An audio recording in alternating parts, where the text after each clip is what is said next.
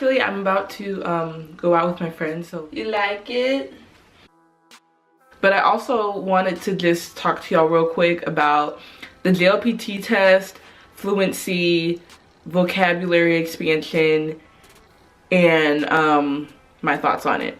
Firstly, a couple of months back, I forgot which video it was on, but someone commented on one of the videos that I made asking if I've taken the JLPT test before. As of right now, I haven't. And to be honest with you, if I were to take the JLPT test, I wouldn't even know which one I would like try to take first. I have no like conceptual or like quantitative idea or like way of measuring how much Japanese I know and how good I am at Japanese, because I don't really feel like language is something that you can just be like, oh, if you know this word, you're fluent, or if you can speak this fast, you're fluent. Which kind of goes into my next thing that I wanted to talk about when it comes to fluency and vocabulary expansion. I do think that the JLPT test does a great job a great job at measuring people's ability to read, write, speak, and listen to the language. And I'm not saying that people, just because you pass it N1 or something like that, which is one of the highest levels or is the highest level, that you're not good, because I mean you have to be good in order to even like pass the test. So I'm not discrediting those people, but I will say that fluency is a lot more than just taking a test and getting a really good score on it. When it comes to fluency, and my memory died, so where was I? Okay, so the way like a novice looks at things is completely different than the way a expert looks at things, obviously, because this novice person is looking at big ideas. They don't know the details, they don't understand the concepts. Once you start transitioning into an expert, your focus and your idea of what's difficult completely shifts. With this being said, what's good to a beginner, like, oh, you hear like a Japanese person or like a foreign person speaking Japanese, you're like, oh my gosh, they're so good because they're so fast and this and the third, may not be good to an expert because they're able to actually pick up on every single thing that person is saying, and they can tell whether or not that person actually knows if they're proficient, actually knows if that person is proficient in the language or not. My opinion when it comes to what like fluency is that it's much more than how many words you know and how many words you don't know and how fast you speak and this, that, and the third. And that's why when people say, how good are you? I just simply cannot answer that question.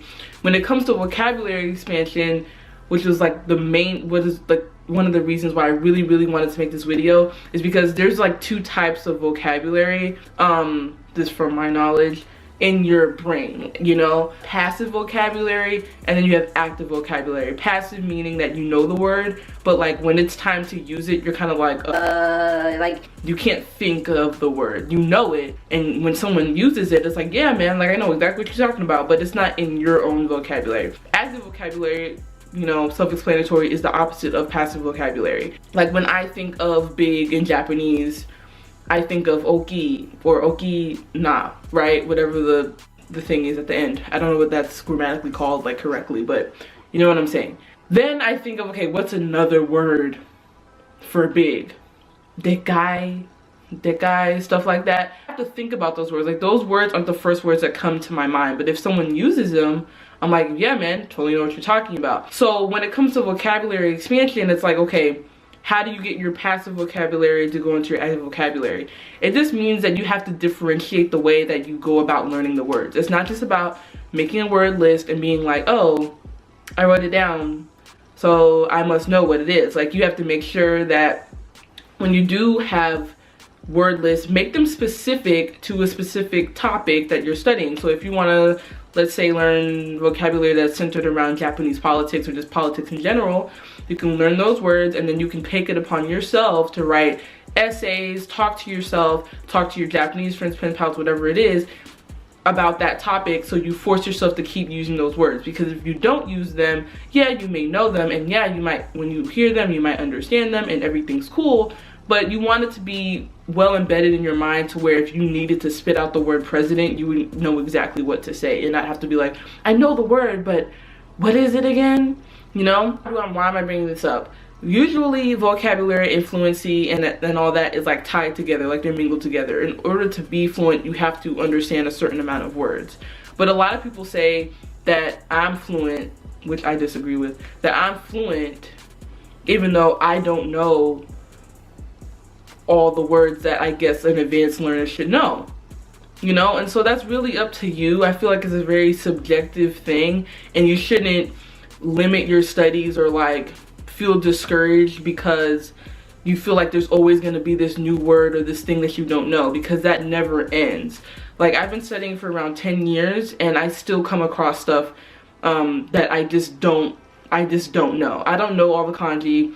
I don't know all the words. I'm never going to know all the words, and native speakers are always going to have an up on vocabulary than me. Native speakers are always going to have a bigger up on vocabulary than language learners because of that simple fact that they're native and those other people are not. They've had time to be immersed and make as many words as possible go into their active vocabulary, whereas your vocabulary or my vocabulary or whoever else studies a language, most of our vocabulary comes from passive vocabulary, and then we have to force ourselves to do it and create like these pseudo environments that optimize that type of learning, you know what I'm saying? So it's a completely different process, and therefore you should grade yourself or like measure your progress differently than a native speaker. Like, don't say that you're not good because you don't sound like a native speaker, you know what I'm saying? You're comparing like two different situations, and it's just not okay, and it's gonna make you feel like shit. Would I want to take the JLPT test?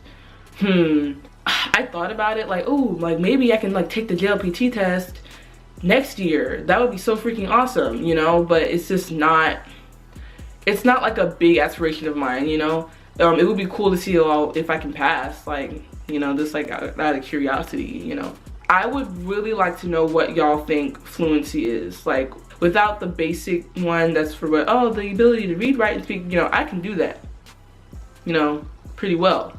But I wouldn't even consider myself fluent, you know? So it's like, how would you measure whether or not someone's actually good, and how do you feel like, what do you feel is the best way to achieving that for yourself and for others? Okay, so if you find your answer, comment below, and I'd like to see what y'all come up with, okay? But yeah, I'm getting ready to leave. Hi, arigatou gozaimashita. Mata ne.